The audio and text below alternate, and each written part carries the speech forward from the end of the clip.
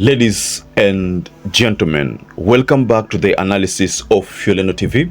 I hope you well from wherever you're watching this channel.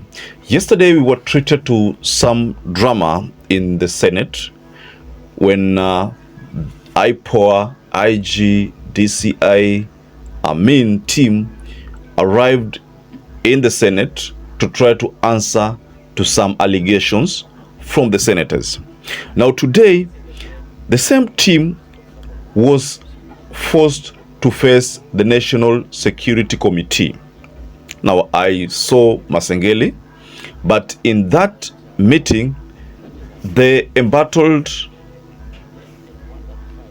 Eliud Langat, the DIG KPS, was not present. So Masengeli was there. You remember, the IG akona two deputy IGs, but Masengeli, being one of the DIGs, was present there. Now let's get into the development of that meeting. You see, one thing that I've noticed, and I think you will also agree with me, this issue of time is a very, very important component when investigations are to be done. At 21:35 hours. And he was booked at a Central Police Station 21:32 hours. And escorted to Nairobi, where he was booked at Central Police Station at 9:31 p.m. Based on the submission from the DCI, kuna kitu nimenotice pale.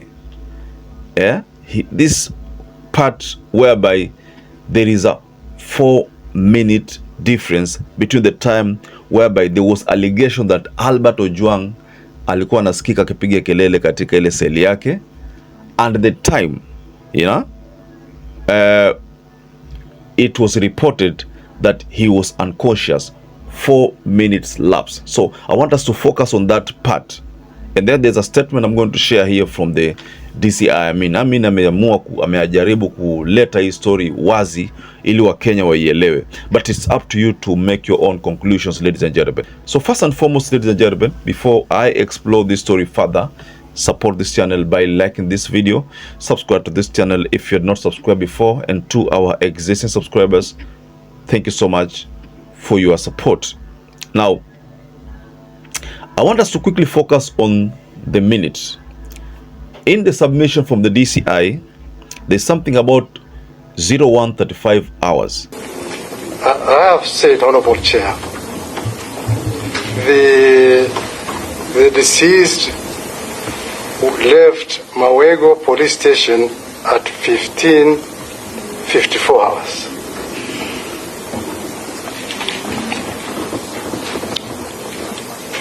He was straight driven to Central Police Station and booked at 21:35 hours.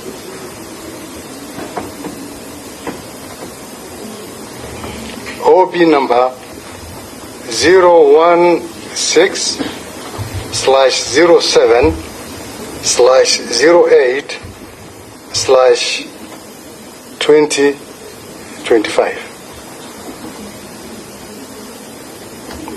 I have said the details of the officer who made the entry: Mohammed Rashid Hilo Abdullah, of service number 86999, police constable. And he confirmed that the suspect was placed in cells by PC Mokwana while appearing normal. I think that is clear so far, Honorable Chair. It has not been indicated, but we can always get it. I'm just reading the extract from the digital OB. So for record and for the media purposes and even for the rest, as per the record and your own submission, correct, under oath, yes, the deceased was presented to the Central Police Station in normal state, physically. Yes, as per this, yes, and it is very, very clear. Okay. While appearing normal. Yes. And we are going to Of course, he's not a doctor, I know, but appearing normal. Exactly. Okay. You can know who has been physically. And that is when you contacted the wife to confirm his arrival. Exactly. No, Okay. just before that. Yes. About 8 minutes before that. Okay. So that is documented, and we can provide an extract of that. Then come to 01:35 hours of 8th now. OB9.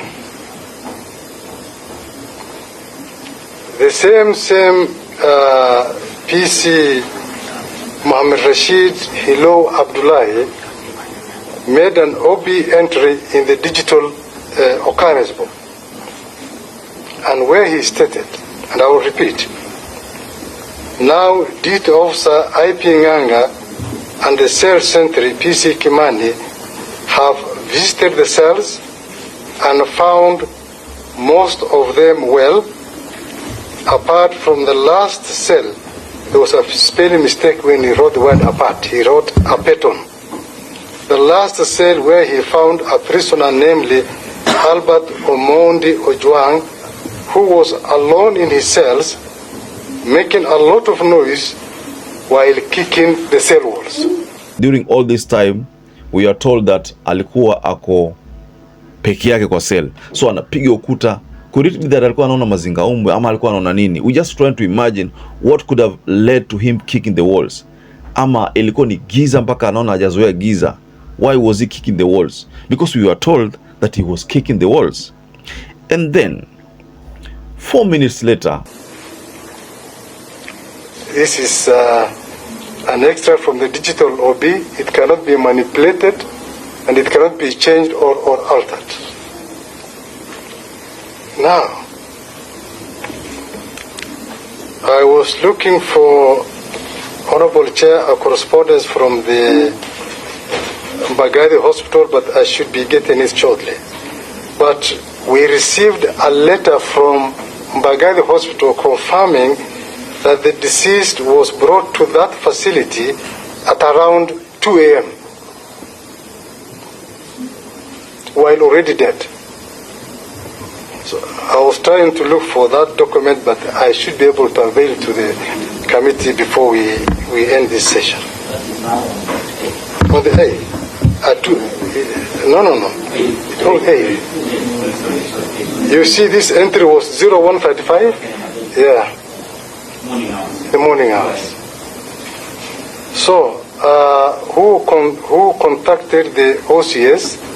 The OCS was contacted by Senior Sergeant Sigay of DCI headquarters. Someone might ask the Honorable Chair, why was it really necessary? Why did the Senior Sergeant Sigay contact the OCS? In the past, the station commanders have had serious issues, particularly when it comes to admitting of persons who have been physically tortured or persons who are sick or are not appearing well. So, more often than not, the report office personnel and the cell sentry will insist before any person is admitted, they will need a concurrence from the OCS. And there's no way a report office personnel would admit somebody in custody, somebody who is physically injured or appears to have been physically injured or has evidences of torture.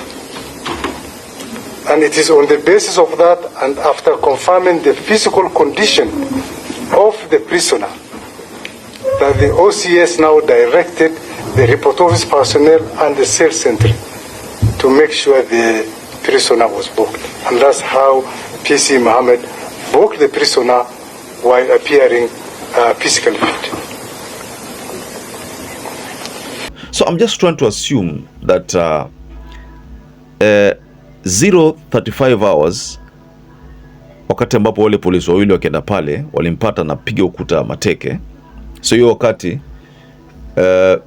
Albert most likely, I'm assuming most likely, polisi walimwambia kwamba wacha kupiga kelele, then he could have cooled down, akatulia asipige kelele, because maybe kama alikuwa anapiga kelele ambao tutakufunga ama tutakupunish, so maybe akatulia.